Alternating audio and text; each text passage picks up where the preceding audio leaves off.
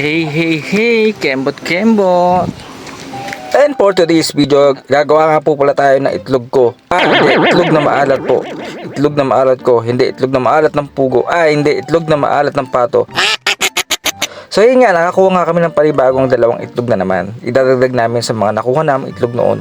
Kung napansin nyo, nag-iwan ako ng isang itlog kasi baka mamaya magtampo yung pato at hindi namang itlog. 18 nga pala nakuha namin itlog nito. So ginawa ko, habang di pa naglalabas si Mrs. kinuha ko yung batya niya at doon ko na hinugasan lahat ng pato.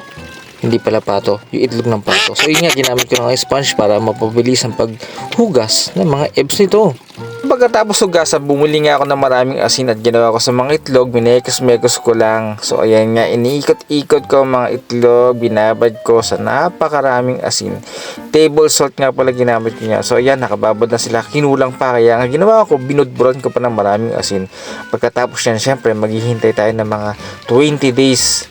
20 days. After 20 days, gagawin natin, papakuluan natin yan sa medyo mahinang apoy hanggang sa maluto. Kukuluan nga pala natin yan ng 2 oras. So yun nga si kuya, tuwan-tuwa. First time niyang gumawa ng itlog na maalat. Pagkatapos nga niya, excited na nga si Mrs. sa itlog ko. Sa itlog na maalat. Kaya sa susunod na video, ang pagluluto ng itlog na maalat ang gagawin natin.